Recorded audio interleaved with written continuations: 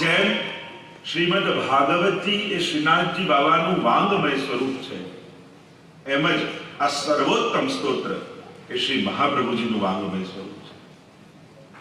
અને એક એક નામમાં શ્રી મહાપ્રભુજી પ્રગટ સ્વરૂપે બિરાજમાન છે. અને એના અનેક પ્રસંગો આપણા પૂર્વાચાર્યોના જીવન ચરિત્રમાં આવે છે. કામનની બેઠકજીનું ચરિત્ર આવે છે.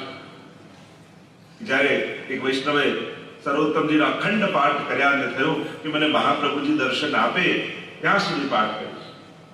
અને સ્વયં ગુસાઈજી આવીને દર્શન આપ્યા, છતાંય પાઠ ચાલુ રાખ્યા કે મારે તો મહાપ્રભુજીના દર્શન કરવા છે. અને સવા મહિના સુધી કર્યા અને મહાપ્રભુજી પ્રગટ થયા અને કહ્યું કે મેં તો સાંભળ્યું છે કે 3 દિવસ કોઈ અખંડ સર્વોત્તમના પાઠ કરે તો એના આપના દર્શન થઈ જાય, પછી મને આટલી વાર કેમ લાગી? ત્યારે મહાપ્રભુજીએ કહ્યું કે 3જા દિવસે હું પોતે ગુસાઈજી સ્વરૂપે તારી સન્મુખ આવી જ ગયો, પણ તે મારા અને ગુસાઈજીના સ્વરૂપમાં ભેદ જાણ્યો એટલે તને વિલંબ થયો. પણ આ સર્વોત્તમ સ્તોત્ર એ વૈષ્ણવની ગાયત્રી છે. સર્વદા સર્વથી અને સર્વત્ર જે ઉત્તમ છે એ શ્રી વલ્લભ છે. અને એમનું ગાન જેમાં કર્યું છે એનું નામ આ સર્વોત્તમ સ્તોત્ર છે. ગઈકાલે જ્યારે આપણે દર્શન કર્યું કે શ્રી મહાપ્રભુજી સ્વયં નિત્ય લીલામાં પધાર્યા અને ત્યારે શ્રી ગુસાઈજીના હૃદયમાં જે તાપ પ્રગટ થયો અને વિપ્રયોગ ધર્મી રૂપે સાક્ષાત શ્રી મહાપ્રભુજી હૃદયમાં પ્રગટ થયા અને હૃદયમાં પ્રગટેલા શ્રી મહાપ્રભુજી વાણી દ્વારા નિશ્ચિત થયા અને એ જે શબ્દ રૂપે સ્તોત્ર રચાયું એનું નામ છે આ સર્વોત્તમ સ્તોત્ર. જેમ સાક્ષાત શ્રી યમુનાજીના દર્શન શ્રી મહાપ્રભુજીએ ઠકરાણી ત્રીજના દિવસે કર્યા અને હૃદયમાં પ્રગટેલા એ યમુનાજી શબ્દ રૂપે પ્રગટ થયા, એને આપણે યમુનાષ્ટક કહીએ છીએ. જો આપણે ત્યાં આચાર્યોની વાણી એ સ્વરૂપાત્મક માની છે. સ્વરૂપાત્મક એટલે કે એ એક એક અક્ષરમાં જેના માટે ગવાયું છે એ પોતે વિરાજમાન છે. અને એટલા માટે અત્યારના સમયમાં શ્રી મહાપ્રભુજીની કૃપાનો અનુભવ કરવો હોય તો શ્રેષ્ઠમાં શ્રેષ્ઠ કોઈ સ્તોત્ર હોય તો એ વૈષ્ણવ માટે સર્વોત્તમ સ્તોત્ર છે. અને એટલા માટે નિત્ય વૈષ્ણવે એનો પાઠ કરવો જોઈએ. નિત્યના પાઠના ક્રમમાં સર્વોત્તમ સ્તોત્રનો પાઠ જરૂર થવો જોઈએ. આપણા ગુરુ, આપણા સર્વના ગુરુ શ્રી મહાપ્રભુજી છે અને એમનો આ સ્તોત્ર છે. અને એટલા માટે આપણે ત્યાં ગુરુ રૂપે આપણા બધાના, અમારા અને તમારા જો કોઈ એક બિરાજમાન હોય તો શ્રી મહાપ્રભુ. એ તો આપણે પછી મહાપ્રભુજીના ઘરમાં ભેદ કરી લઈએ, તું તારા ઘરનો, હું મારા ઘરનો, આ ફલાણા ઘરનો, આ પેલા ઘરનો. હું તો હંમેશા કહું ઘર તો નાના હોઈએ ત્યારે રમાય, હવે તો મોટા થઈ જવું છે. નાના બાળક હોય ત્યારે ઘર રમતા, તારું ઘર ને મારું ઘર. બાકી તો આપણે બધા જ રહ્યો મોહે શ્રી વલ્લભ ગ્રહ. અમારા દયા ગોપાલદાસ તો કહે નિત્ય પ્રતિ ક્ષણું શ્રી વલ્લભનો પરિવાર. શ્રી મહાપ્રભુજીના ગૃહની વંદના છે. તો આપણે ત્યાં 2 જ ઘર છે, એક નંદ ગ્રહ અને બીજું શ્રી વલ્લભ ગ્રહ. અને આપણે બધા જ એ વલ્લભ ઘરના સેવક છીએ, શ્રી મહાપ્રભુજીના સેવક. લોકો તો ઠાકોરજીમાં વાંટી લે, આ તારા ઠાકોરજી, પેલા મારા ઠાકોરજી, મારે આ ઘરના ઠાકોરજી, તારું પેલા ઘરના ઠાકોરજી. ઠાકોરજી તો ઠાકોરજી જ છે. આપણને બધાને શ્રી મહાપ્રભુજી, અમે પણ બ્રહ્મ સંબંધ આપીએ છીએ તો બધા મહાપ્રભુજી વતી જ આપીએ. તમારું બ્રહ્મ સંબંધ તો જ્યારે દામોદરદાસ સરસ્વતીજીને મહાપ્રભુજીએ બ્રહ્મ સંબંધ કરાવ્યો એ જ દિવસે તમારું બ્રહ્મ સંબંધ મહાપ્રભુજી જ કરાવી ગયા છે. અમે તો કેવલ બાકી રહેલી વિધિ કરાવી છે. શ્રી મહાપ્રભુજી થકી જ આપ સૌનું બ્રહ્મ સંબંધ થાય છે. અને એટલા માટે જો હું એમ માનું કે આ મારો સેવક તો એ મારું અજ્ઞાન, તમે એમ માનો કે હું આનું સેવક તો એ તમારું અજ્ઞાન. બાકી આપણે બધા જ શ્રી મહાપ્રભુજીના સેવક છે. તો આ સર્વોત્તમ સ્તોત્ર કાલે આપણે થોડું દર્શન કર્યું હતું. પ્રાકૃત ધર્માનાશ્રય અપ્રાકૃત નિખિલ ધર્મ રૂપમતી નિગમ પ્રતિપાદ્યમ યત્તચ્છુદ્ધમ સાકૃતિ સ્તૌમી. આ જે સ્વરૂપ પ્રગટ થયું છે એ મહાપ્રભુજીનું સ્વરૂપ કોઈ લૌકિક સ્વરૂપ નથી, કોઈ પ્રાકૃત સ્વરૂપ નથી કે જે જાયતે ને મ્રિયતે સુધીનું જે લૌકિકતા, પ્રાકૃતતા બતાવવામાં આવી છે કે જેમાં જન્મ થાય, વૃદ્ધિ થાય, મૃત્યુ થાય, આ પ્રાકૃત ધર્મ છે. પણ મહાપ્રભુજી તો પરમ અલૌકિક. અને એટલા માટે સર્વોત્તમ સ્તોત્રના 6 શ્લોકોમાં જે પ્રારંભના મહાત્મ્યના શ્લોકો કહેવાય, કલિકાલ તમશ્ચન્ન દૃષ્ટિત્વા વિદુષામપી અને એટલા માટે કહ્યું કે જ્યારે કલિયુગમાં પણ એ વિદ્વાનોની બુદ્ધિ પણ ભ્રમિત થઈ છે. જો આપણે જેને માનીએ ભગવાન નથી જાય, પણ ભગવાન હોય એને માનવા જાય. લોકોની તો વ્યાખ્યા એવી સરળ, જે આપણું કામ કરી આવે, આપણું ભગવાન જે સમજાઈ જાય, ગ્રંથ જે નજીક હોય મંદિર, અને જે વીઆઈપી ફેસિલિટી આપે ગુરુ. આમાં તો બધાના કેન્દ્રમાં આપણે આપણી જાતને જ રાખીએ. પણ શાસ્ત્રોને નથી જોતા કે ભગવાન કોને કહેવાય. તો આપણે ત્યાં દેવતા શબ્દ છે, અવતાર શબ્દ છે, અને ભગવાન શબ્દ છે. ઘણા લોકો બધું એક જ નહીં. કયા ગ્રંથમાં લખ્યું છે બધું એક જ? વિવિધતા એ ખરાબ નથી હોતી, વિવિધતા ન સ્વીકારવી ખરાબ છે. આપણે ત્યાં દરેકની ઉપાસનાની પદ્ધતિ છે. મને તો આવું ગમે એટલે તો હું આવું કરું, પણ એનાથી કંઈ મળતું નથી.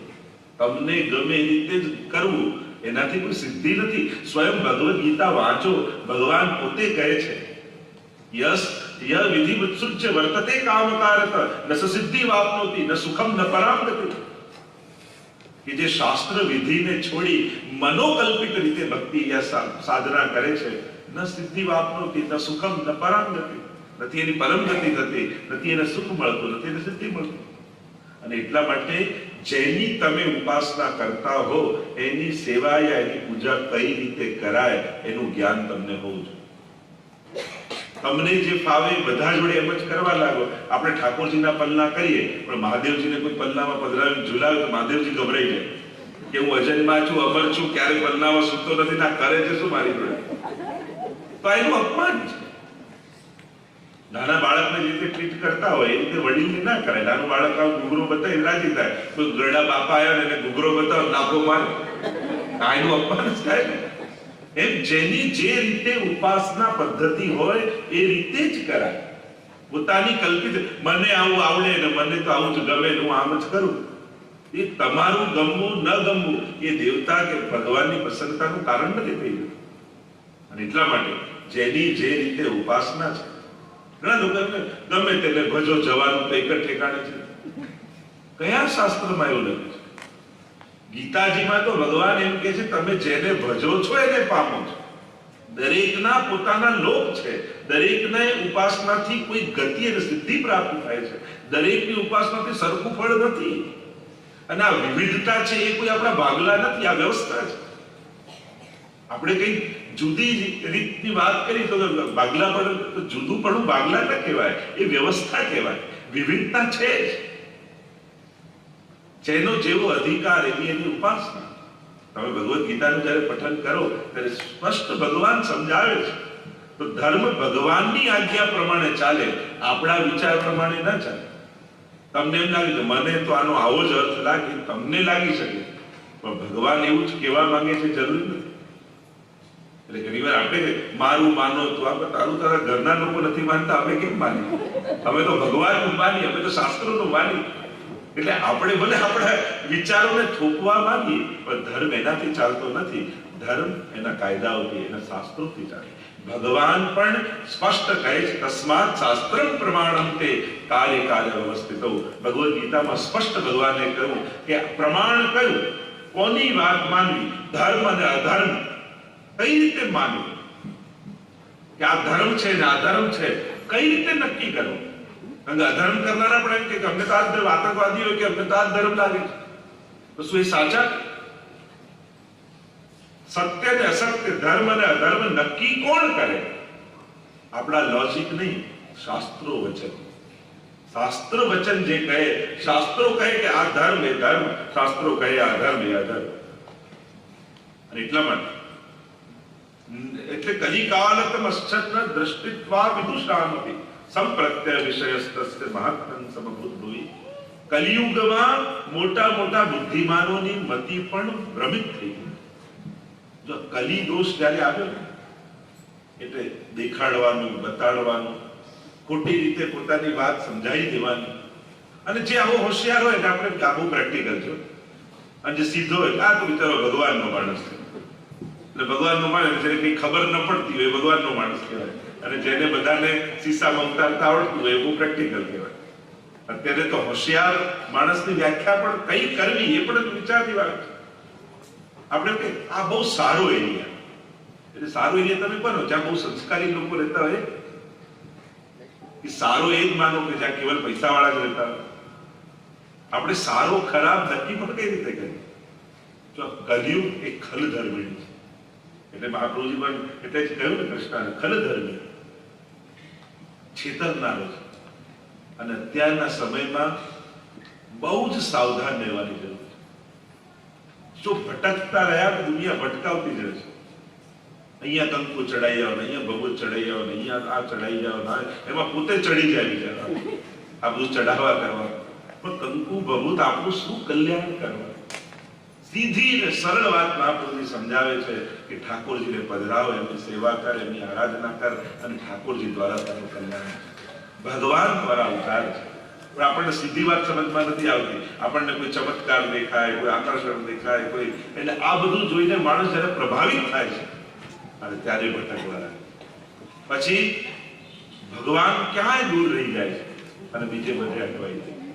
જો જે ભય બતાવે, જે લાલચ બતાવે એવા વ્યક્તિથી દૂર રહે.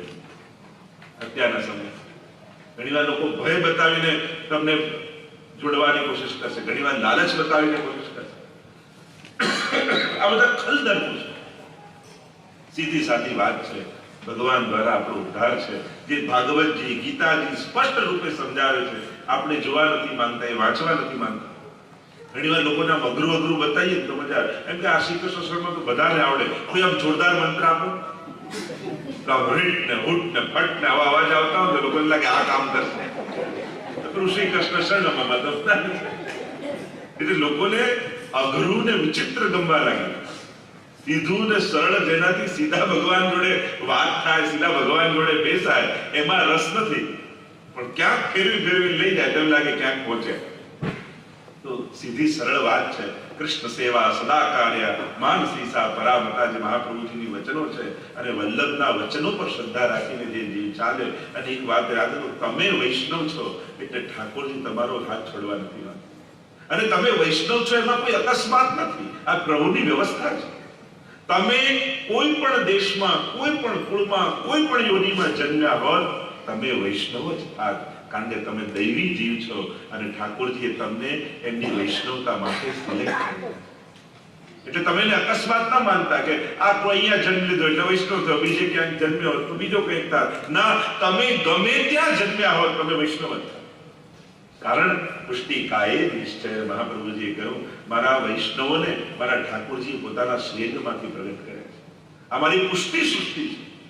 તમે સાધારણ નથી. એક વાત યાદ રાખજો, જેવા તેવા હોય પુષ્ટિ માર્ગમાં આવી શકતા નથી. અને તમે આવ્યા છો તો તમે જેવા તેવા નથી.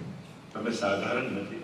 તમે પુષ્ટિ પુરુષોત્તમના સ્નેહમાંથી પ્રગટ થયેલા જીવ છો. ઠાકોરજી તમને કોઈ વિશેષ પ્રયોજન સાથે પ્રગટ કર્યા છે. મહાપ્રભુજી આખો ગ્રંથ લખ્યો છે પુષ્ટિ પ્રવાહ મર્યાદા ભેદ નામ. એ ત્રણ પ્રકારની સૃષ્ટિ પ્રગટાવી છે ઠાકોરજીએ. પુષ્ટિ સૃષ્ટિ, પ્રવાહી સૃષ્ટિ અને મર્યાદા સૃષ્ટિ. તો આ કલિયુગમાં જ્યારે મોટા મોટા વિદ્વાનોની મતિ ભ્રમ થઈ છે અને ત્યારે ઠાકોરજીને થયું કે મારા મહાત્માનું જ્ઞાન કોના દ્વારા કઈ રીતે પ્રગટ કરવું. અને ત્યારે દયા નિજ મહાત્મ્યમ કરિષ્યન પ્રકટમ હરિ વાણ્યા યદા તદા સ્વાસ્યમ પ્રાદુર્ભૂતમ ચકાર. અને જ્યારે દયા થયા પ્રભુ અને થયું કે મારા નિજ ભક્તોને મારા મહાત્મ્યનું, મારા સ્વરૂપનું જ્ઞાન કરાવવા માટે કોણ સમર્થ છે? બધા તરફ જોયું, બધા ભગવાન વિશે કહી શકે પણ ભગવાનને ન સમજાવી શકે. અને એમ થયું કે મારે પોતે જ પ્રગટ થવું પડશે. અને આમ વિચાર કરી સ્વયં પ્રભુ જ મહાપ્રભુજી સ્વરૂપે પ્રગટ બન્યા. આ ભક્તોને પોતાના નિજ સ્વરૂપનું જ્ઞાન કરાવવા માટે. આપણે ત્યાં ત્રણ પ્રયોજન મહાપ્રભુજી માટે કહેવાય છે. એક દૈવી જીવોને શરણે લેવા, બીજું પ્રયોજન કહું ભાગવતજીના અર્થોને પ્રગટ કરવા, અને ત્રીજું કહું સેવા માર્ગ પ્રગટ કરવા. કારણ કે પૂજા માર્ગ તો હતો પણ આ વ્રજ ભક્તોનો સેવા માર્ગ શ્રી મહાપ્રભુજીએ પ્રગટ કર્યો. ષોડશોપચાર, પંચોપચાર પૂજાનો માર્ગ તો હતો હિન્દુ ધર્મ, પણ એમાં પણ અધિકાર ભેદ હતા. આને અધિકાર મળે, આને ન મળે, આમાં આ બ્રાહ્મણ જોઈએ, આમાં આમ વિધિ કરવી પડે, આમાં આમ પદાર્થો દ્રવ્ય કરતા. આપણે કહેતો 6 વસ્તુની શુદ્ધિ કહી છે. દેશ કાળ દ્રવ્ય કરતા કર્મ અને મંત્ર આ 6 વસ્તુ શુદ્ધ થાય તો પછી કર્મ માર્ગ, આ પૂજનનો માર્ગ, પૂજાદિનો યજ્ઞનો માર્ગ સિદ્ધ થાય. પણ આ બધાની શુદ્ધિ રહી નથી.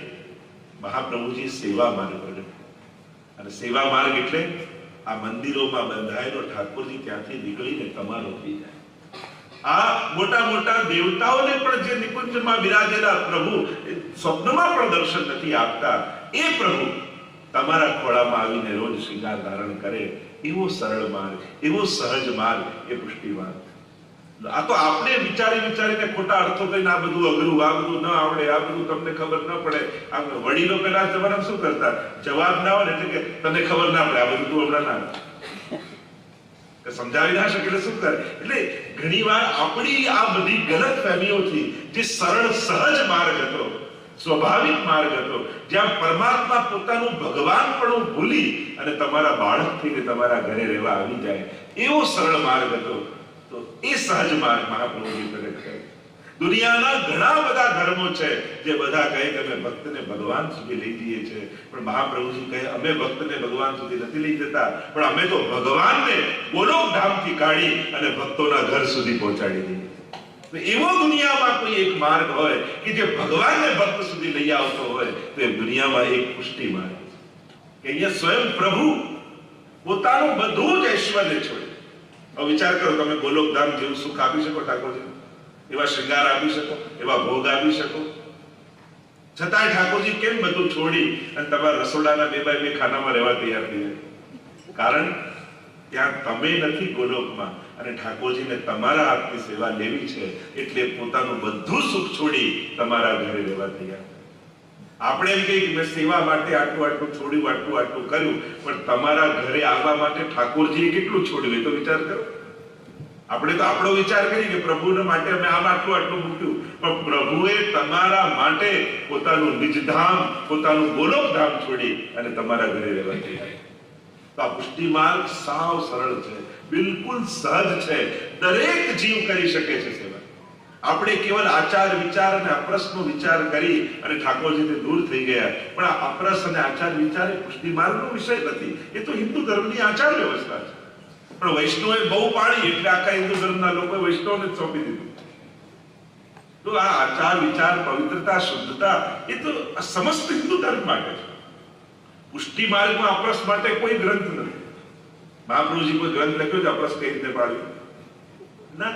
આપણે ત્યાં તો શબ્દ હતો મેડ. મેડ એટલે આપણા ઘરનું આંગણું, જેનું જેટલું ઘર, જેટલી વ્યવસ્થા એ પ્રમાણેની મેડ.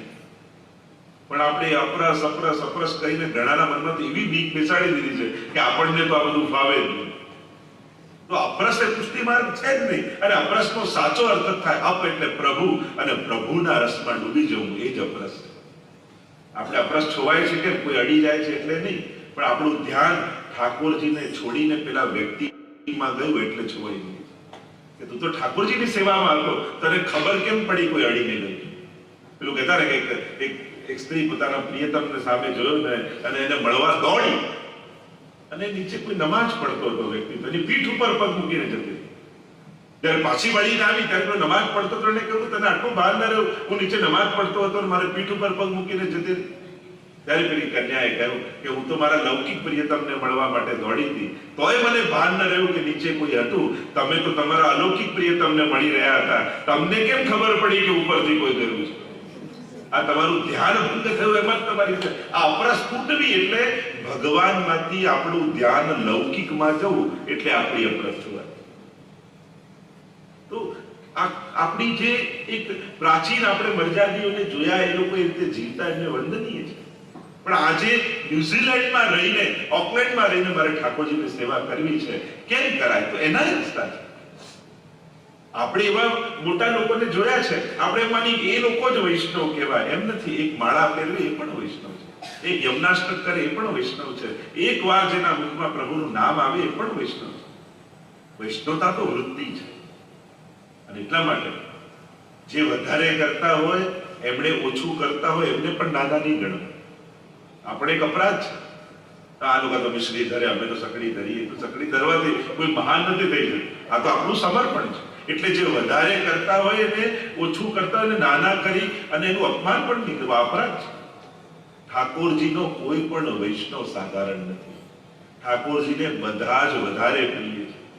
અને એકવાર જે શરણાગત થયો એ વૈષ્ણવનો ક્યારેય પણ કોઈ પણ પ્રકારે અપરાધ નહીં કરે, ન વાણીથી, ન વિચારથી, ન વ્યવહારથી. હવે આ ઠાકોરજીનો થઈ ગયો. અને એટલા માટે બહુ જ ધ્યાન રાખો. ઉલટાના નવા વૈષ્ણવને તો પ્રોત્સાહન આપવું, એને આગળ કરો. આપણે તમને નથી આવડતું, તમે આગળ ના આવો. ઘણી અમારી પધરાવણી થાય તો ઘરમાં એવું થાય, બહેનો પહેલેથી એમના હસબન્ડને કહીને રાખે તો તમે બોલતા નહીં, તમને આવડતું નથી.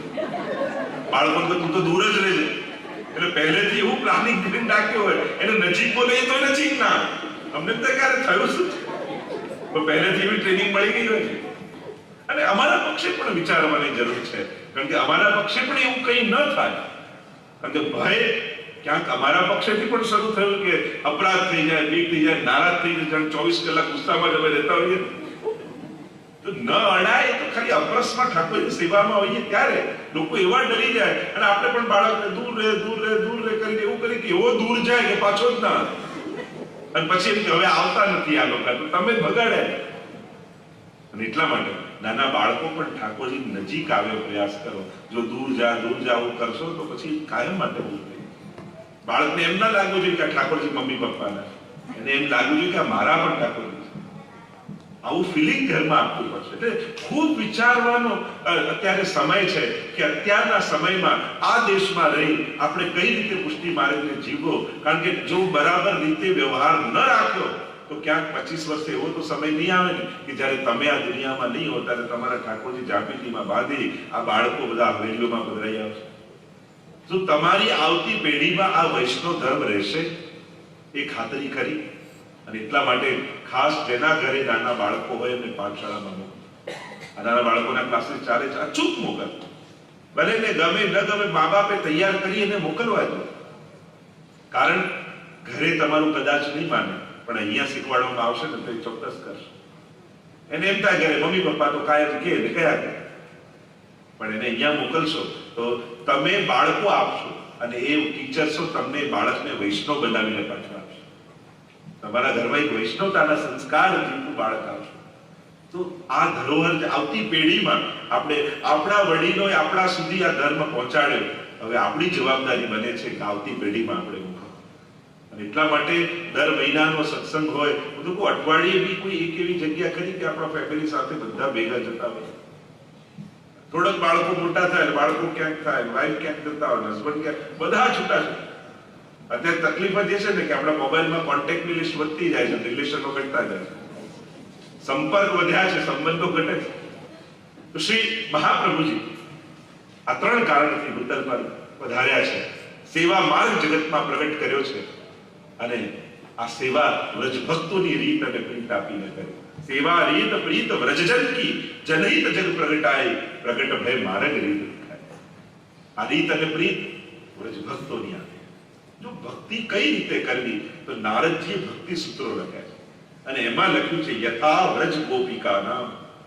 જે રીતે ગોપીજનોએ ભક્તિ કરી એ રીતે ભક્તિ કરવી.